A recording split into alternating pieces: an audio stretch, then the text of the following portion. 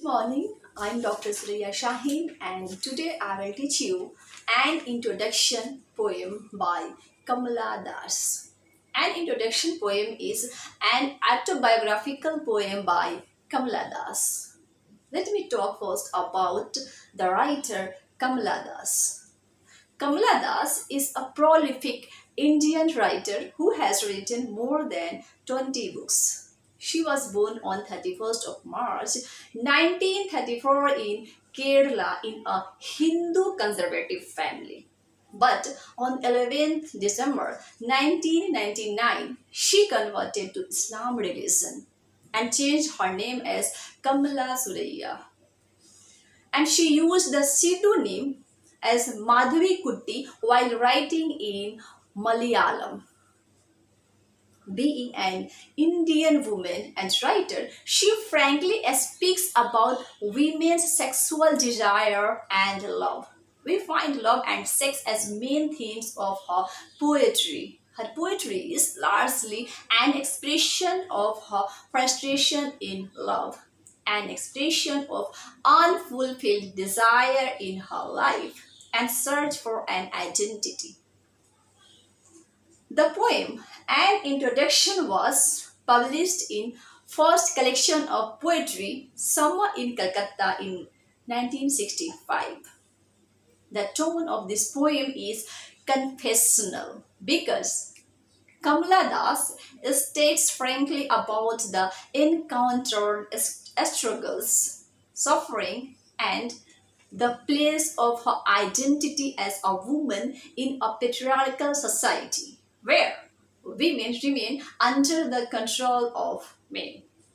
The poem is written in subjective mode, as the poet has used I throughout the poem to express her love, emotion, and state of mind. If I talk about the structure of this poem, it is written in 60 lines in a single stanza. The poem doesn't follow any specific rhyme scheme and meter, so it is written in free verse. The poet Kamala Das starts this poem by writing, I don't know politics, but I know the names of those in power and can repeat them like days of week or names of months beginning with Nehru.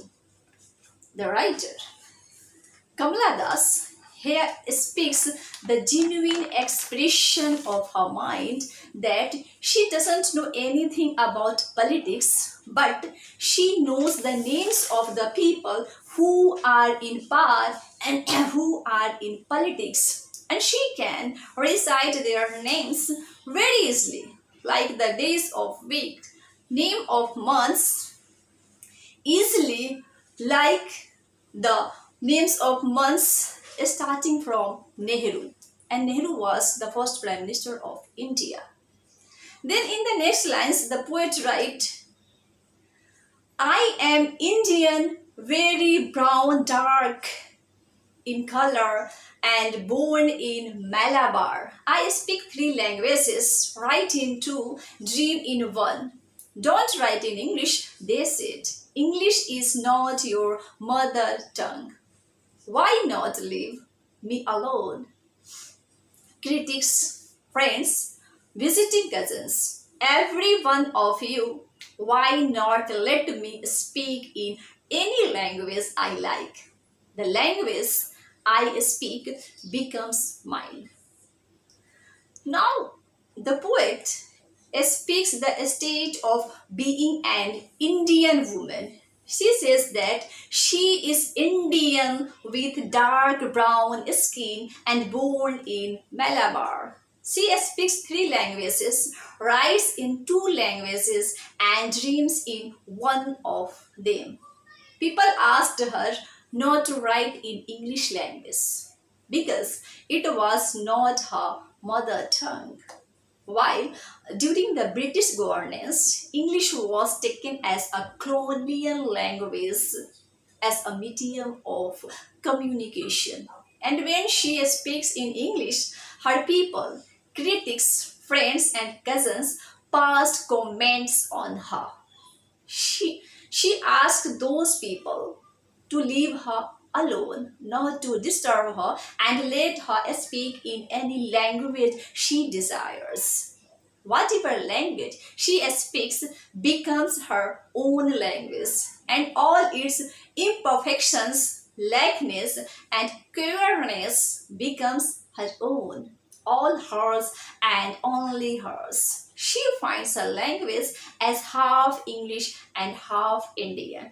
In the later part of this poem, she says that she finds her language as half English and half Indian, which may appear an odd mixture, but it doesn't matter to her. This odd mixture of half Indian and half English doesn't matter to her because it feels honest to her, and her mixed up language is human in the same way that she is human. Then the poet goes on telling her own story that she was a child, and later on growing up people reminded her that she had grown up as her body parts had started giving the signs of puberty. However, she didn't understand such interpretations at that time because she was still a child at heart. Very soon she became tall, and people told her that she had become mature. When she asked for love, a man was forced into her bedroom who shut the door behind them. He didn't beat her, but her body parts felt so beaten and her body seemed crushed under her weight. At that day, she felt how her body was immature for sexual assault. She shrank pitifully and ashamed of her female body.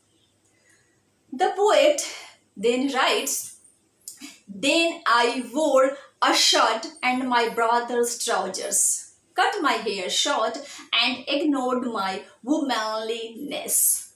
Dress in sari, be girl, be wife, they said. After the sexual and mental assault, the poet tried to change her identity from female to a male.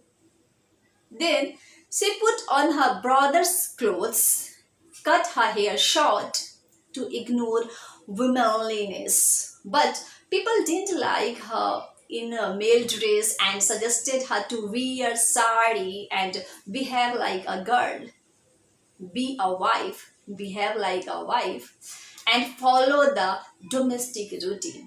She is threatened not to sit on walls or peep through windows. Overall, these lines expose the self-exploration of the poet and her searching for identity in a patriarchal society which constrained her every way.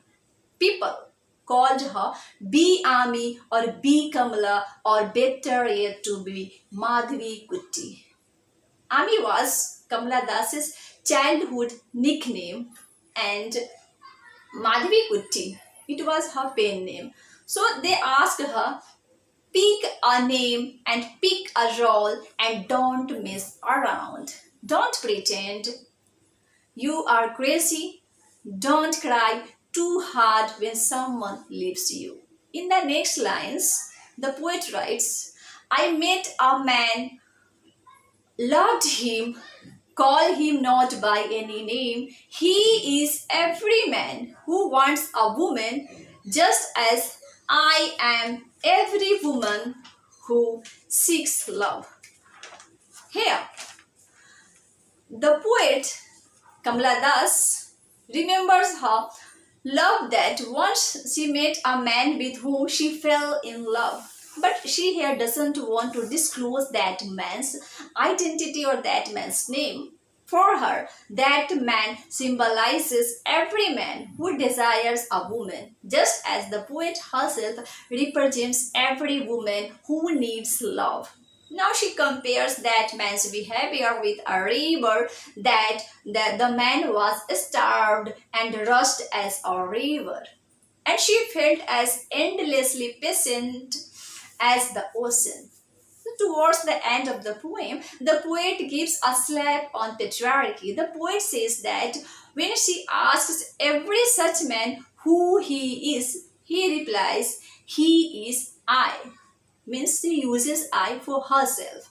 The poet, through symbolism, presents to the readers the inherent male ego of a patriarchal society. He is rigid in his mindset, like the sword in its sheath, and his views are not open to discussion. She satirizes the patriarchal society by saying that it is I, that is male ego, that justifies lying drunk at 12 o'clock in the night in a hotel in some strange town. And the laughing justifies that makes love to women and then feels ashamed about being so easily carried away and finally dies with a rattle in the throat like everyone else.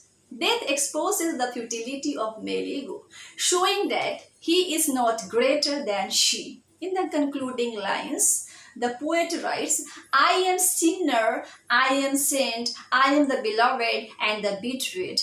I have no joys that are not yours, no acts which are not yours. I too call myself I." She means to say that she is both sinner and saint, beloved and the betrayed. She is both the man and the woman. There are no joys that she doesn't get to experience, nor any pains that she has not gone through. Thus, she is I too, means she calls herself I. Through this poem, she has exposed her love life and social restriction that she confessed in this poem. Thank you.